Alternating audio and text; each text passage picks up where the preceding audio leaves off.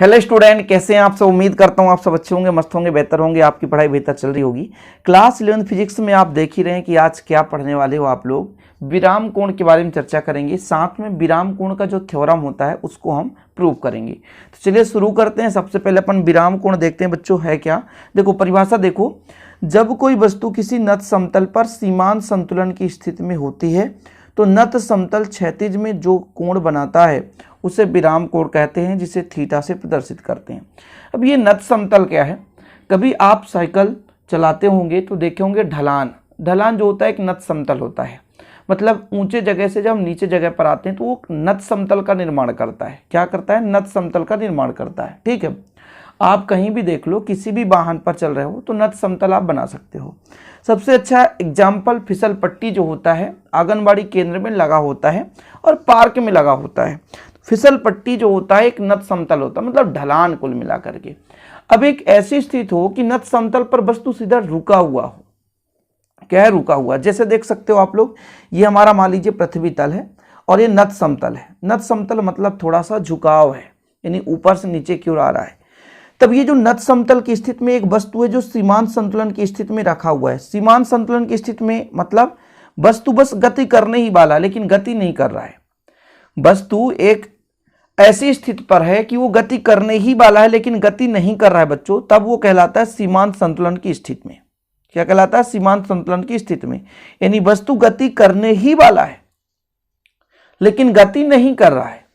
यहां पर एक वस्तु रखा है, ये वस्तु गति करने ही वाला है लेकिन गति नहीं कर रहा है, तब उसके इस स्थिति को सीमांत संतुलन की स्थिति कहते हैं। ठीक है ना, क्लियर है? अच्छे से समझाने के लिए मैं एक और वस्तु का प्रयोग कर सकता हूं यहां पर। तो जैसा कि यहां पे देखो एक मोबाइल मैंने ले लिया है, मोबाइल ही है, देखो ये मोबाइल है ना। ठीक है, इस पर मैं एक वस्तु रखता हूं, फिर इसको उठाता हूं, तो ये जब मैं इसको उठाता हूं तो ये नत समतल कहला गया और ये वस्तु नहीं गिर रहा है तो इसे हम सीमांत संतुलन की स्थिति बोलेंगे। ठीक है, अब देखो नत समतल है भाई, यहां पर देखो ऊंचाई है, नहीं कह दो सर क्या प्रूफ है, मोबाइल में दिख ही नहीं रहा है। देखो इसके अंदर रिक्त स्थान है, इधर नहीं जा रहा है। ठीक है, इधर रिक्त स्थान है मतलब ढलान है, ऐसा भी हम कर सकते हैं ढलान। ठीक है, इसको ढलान हम बना सकते हैं। तो नत समतल मतलब ढलान होना चाहिए और इस स्थिति में कोई वस्तु है तो फिर उसे सीमांत संतुलन की स्थिति में बोला जाता है, मतलब वस्तु गति करने ही वाला लेकिन गति नहीं कर रहा है। तो यहां पर एक वस्तु सीमांत संतुलन की स्थिति में रखा है।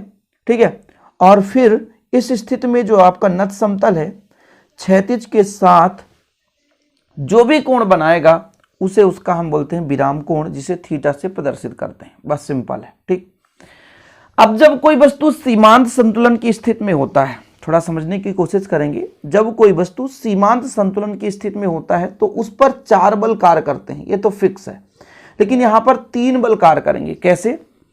एक तो ये वस्तु का भार mg ऊर्ध्वाधर नीचे की ओर, कहां? ऊर्ध्वाधर नीचे की ओर। ठीक, ये थीटा कोण बनाते हैं, मान लो यहां पे केंद्र है और केंद्र से थीटा कोण बनाता है। दूसरा जो बल है वस्तु के गति के विपरीत दिशा में घर्षण बल।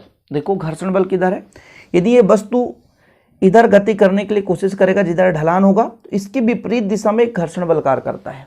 और सबसे महत्वपूर्ण जो बल है ना वो है अभिलंब प्रतिक्रिया, यानी जो भी वस्तु है उसके लंबवत सीधे ऊपर की ओर। कैसा? लंबवत। अच्छा, जो अभिलंब प्रतिक्रिया होता है इसके विपरीत दिशा में एक बल कार्य करता है। जैसे ये हमारा अभिलंब प्रतिक्रिया ऊपर है, इसके विपरीत दिशा में बल कार्य करेगा, तो ये बल जो है mg cos थीटा होगा। ये कैसे आएगा मैं आपको बताऊंगा।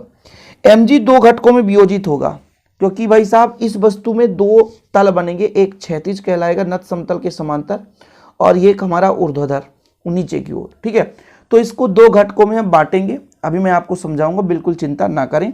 अभी इतना समझो कि जब कोई वस्तु नत समतल पर सीमांत संतुलन की स्थिति पर है तो यहाँ पर 3 बल कार्य कर रहे हैं। पहली बात, वस्तु का भार mg ऊर्ध्वाधर नीचे की ओर सीधा सीधा, अभिलंब प्रतिक्रिया कैपिटल R OA तल के लंबवत। ये OA तल है, इसके लंबवत ही रहेगा, जिस तल पर वस्तु है उसी के लंबवत वो बल कार्य करेगा अभिलंब प्रतिक्रिया।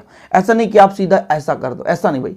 इसके लिए इस बल के लिए ये तल लंबवत है, यहाँ पे लंबवत है, समझ रहे हो, इसलिए ऐसा ही बल कार्य करेगा। ठीक, तीसरा जो हमारा घर्षण बल है एक, जो वस्तु के गति के विपरीत दिशा में होता है हमेशा। तो इस पर कितने बल कार्य करेंगे, 3 बल कार्य करेंगे। तो हम मान सकते हैं कि माना O एक नत समतल है जिसमें स्मॉल m द्रव्यमान की एक वस्तु रखी है सीमांत संतुलन की स्थिति में, तब जो हमारा कोण ये थीटा है ये विराम कोण कहलाएगा। तब इस पर 3 बल कार्य करेंगे। ठीक है, चलिए इसको लिखना भी है आप लोगों को, थोड़ा सा समझ लीजिए कि माना O एक नत समतल है जिस पर स्मॉल m द्रव्यमान की एक वस्तु सीमांत संतुलन की स्थिति में रखी है और विराम कोण AOB बराबर थीटा है।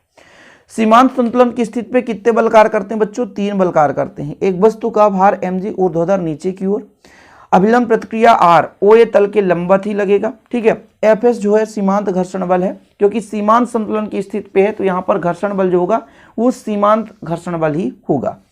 अब जो mg है इसको 2 घटकों में वियोजित कर सकते हैं, एक mg cos थीटा और जो R के विपरीत दिशा में, और एक mg sin थीटा Fs के विपरीत दिशा में। इसको थोड़ा समझना पड़ेगा बच्चों इस डायग्राम से, बिल्कुल आप चिंता ना करें, मैं आपको समझाने के लिए तो बैठा हूं तो समझाऊंगा ही। ठीक है, इसका मैं कुछ अच्छे तरीके से डायग्राम बनाता हूं, तो यहां पर सेम डायग्राम बनाऊंगा तब समझ में आएगा। ये जो हमारा mg है वो सीधा नीचे की ओर है। ठीक है, इसमें कोई रोक टोक नहीं, mg है। ठीक, यहां पे बच्चों थीटा कोण बनाते हुए कुछ इस प्रकार से है। ठीक है, तब यहां पे इसको मैं यदि मिला दूं और यहाँ पे जो कोण बन रहा है वो थीटा, अब इसके सामने वाला भाग जो है लंब कहलाता है, कोण के थीटा मतलब जो भी कोण है थीटा है, इसके सामने वाला भाग जो है लंब कहलाएगा। सबसे बड़ी वाला जो भुजा है यहाँ पे ये mg है, सॉरी r नहीं है, mg है, तो ये कहलाएगा आपका कर्ण। क्या कहलाएगा, कर्ण। ठीक है, और ये जो हमारा आधार कहलाएगा, क्या बच्चों, आधार। ठीक है, यहाँ से आप निष्कर्ष निकालोगे, बिल्कुल चिंता ना करना। ठीक, अब मैं आपसे कह दूं कि भाई साइन थीटा और कॉस थीटा का फॉर्मेट लगा दो, तो साइन थीटा का आप कहोगे सर होता है लंब बटा कर्ण। क्या होता है, लंब बटा कर्ण, है ना, लंब बटा कर्ण। कर्ण इधर आ जाए, कर्ण का मान कितना है, mg है, बस आप इतना समझो, कर्ण का मान mg है, तो लंब बराबर कितना हो जाएगा, mg साइन थीटा। सही बात है, ठीक, कोई दिक्कत तो नहीं। तो देखो ये जो है ये लंब है, ये mg साइन थीटा होगा, यानी यहाँ पे यदि मैं इसको ऐसा मिलाऊं तो mg साइन थीटा, इसी के समांतर ये है, तो ये जो है एक दूसरे के समांतर, इसलिए mg साइन थीटा OA समतल के समांतर है, मतलब OA समतल है इसके समांतर है। ठीक है, अब यदि मैं आपसे कह दूं cos थीटा का फार्मूला बताओ, तो कहोगे आप लोग कि सर आधार बटा कर्ण होता है। कितना आधार बटा कर्ण, कर्ण इधर आ जाएगा जिसका मान mg है, तो mg cos थीटा बराबर आधार। ठीक है, आधार मतलब ये जो आधार है, देखो ये आधार है, यहां पर मैंने माना ऐसा आधार है, इस आधार पर कितना लग रहा है, mg cos थीटा, तो mg cos थीटा यहां पर है। तो अब तो समझ में आ गया होगा कि जो mg है इसको 2 घटकों में वियोजित कर सकते हैं, एक mg cos थीटा जो कि r के विपरीत है, r ऐसा देख सकते हो, इसके जस्ट विपरीत mg cos थीटा है, जस्ट विपरीत है बच्चों, समझ रहे हो, और ये mg sin थीटा देख सकते हैं जो fs के विपरीत है, मतलब fs का मान mg sin थीटा के बराबर हो सकता है और r का मान mg cos थीटा के बराबर हो सकता है, क्योंकि न्यूटन की गति का तृतीय नियम भी पढ़े हो कि प्रत्येक क्रिया के बराबर विपरीत प्रतिक्रिया होता है, और संतुलन की स्थिति में है, मतलब जितना बल आगे की ओर उतना बल पीछे की ओर, जितना बल ऊपर की ओर उतना ही बल नीचे की ओर। भाई r के विपरीत जस्ट कितना लग रहा है, mg cos थीटा, जो कि r और mg cos थीटा बराबर होगा। संतुलन का मतलब ये है, सीमांत संतुलन की स्थिति यही कहलाती है बच्चों, जितना बल ऊपर उतना बल नीचे, जितना बल इधर पीछे की ओर लग रहा है उतना ही बल आगे की ओर लग रहा है। इसलिए तो ये टीका है, कहीं भी यदि mg sin थीटा अधिक हो जाए तो ये सीधा नीचे गिर जाएगा। तो इसको हम 2 घटकों में बांट सकते हैं ना, बिल्कुल है, सिंपल है, कोई दिक्कत तो नहीं। तो थ्योरम आगे बढ़ाते हुए चलते हैं बच्चों कि यहाँ पर हमने कहा कि संतुलन की स्थिति में mg cos थीटा r के बराबर है, क्योंकि r के विपरीत है। ये आप कैसे समझोगे, r जो है mg cos थीटा के, fs का मान mg sin थीटा, fs का मान mg sin थीटा। अब एक काम करो, दोनों को भाग दे दो समीकरण 1 2 में, है ना, तो समीकरण जो हमारा mg sin थीटा है, mg sin थीटा, ये समीकरण 2 है, इसमें हम समीकरण 1 का भाग दे देंगे तो कितना हो जाएगा, fs बटा r। तो बच्चों ये mg से mg कट गया और साइन बटा कास होता है, यहाँ पे साइन थीटा बटा कास थीटा है बराबर fs बटा r, और जो साइन बटा कास होता है ना, ये टेन थीटा के बराबर होता है। किसके बराबर होता है, टेन थीटा के बराबर होता है। अच्छा, इसके पहले मैंने आपको एक और लेक्चर कराया था जिसमें बताया था बच्चों कि जो आपका स्थैतिक घर्षण गुणांक होता है म्यूएस, वो fs बटा r के बराबर होता है। यदि मैं यहाँ पे टेन थीटा बराबर fs बटा r और यहाँ पर म्यू एस बराबर एफ एस बटा आर, तो ये दोनों बराबर है, तो ऐसा भी कह सकता हूँ म्यू एस बराबर कितना हो जाएगा tan थीटा। और यही हमारा क्या है, स्थैतिक घर्षण गुणांक और विराम कोण में संबंध। बस यही चीज तो है और कुछ है ही नहीं है, सिंपल है, समझ लो थोड़ा बहुत। देखो यहाँ पर आपका tan थीटा का फॉर्मेट आ चुका है, और चूंकि एफ एस बटा आर होता है म्यू एस, तो हमने म्यू एस बराबर tan थीटा निकाल दिया, यानी स्थैतिक घर्षण गुणांक का मान विराम कोण के स्पर्शज्या के बराबर होता है। सिंपल है, tan है मतलब स्पर्शज्या है, ये चीज हो गया। इसके पहले मैंने एक थ्योरम कराया था घर्षण कोण, जो कि घर्षण कोण आया था बच्चों, ये आया था म्यू एस बराबर tan लैम्डा, और ये हमारा विराम कोण का व्यंजक आया है म्यू एस बराबर tan थीटा।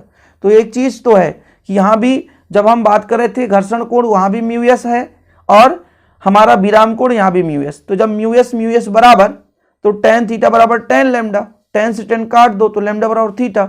मतलब इस प्रकार हम कह सकते हैं कि कोई वस्तु यदि सीमांत संतुलन की स्थिति में है, तो उस पर यदि विराम कोण जो होगा वो घर्षण कोण के बराबर होगा। घर्षण कोण भी तो कहीं ना कहीं बनेगा, यदि वस्तु पर घर्षण कार्य कर रहा है घर्षण बल, तो उसमें कहीं ना कहीं घर्षण कोण होगा। तो घर्षण कोण हमेशा विराम कोण के बराबर होता है, ये सिद्ध हो गया। और इस प्रकार से आज का थ्योरम भी कंप्लीट हो गया। छोटे छोटे लेक्चर के माध्यम से आपको वीडियोस प्रोवाइड किए जाते हैं, ताकि आप लोगों का जो भी डाउट हो वो दिक्कत ना हो सके और आप अच्छे तरीके से तैयार कर सकें। वीडियो पसंद आए तो लाइक करना ना भूलें, शेयर कर दें, और नोट्स लेना है तो कॉन्टैक्ट नंबर लिख लें। 100 रुपीज़ चार्ज लगता है 1 सब्जेक्ट का, 96 85 29 91 49, 100 रुपये चार्ज है, लेकिन बेहतर रूप से हैंड रिटेन नोट्स आपको दिए जाते हैं। ओके, व्हाट्सअप में आप मैसेज कर सकते हैं और देख सकते हैं बेहतर रूप से डेमो के फॉर्म में नोट्स, और अच्छे तरीके से लेकर तैयारी कर सकते हैं। जय हिंद, वंदे मातरम।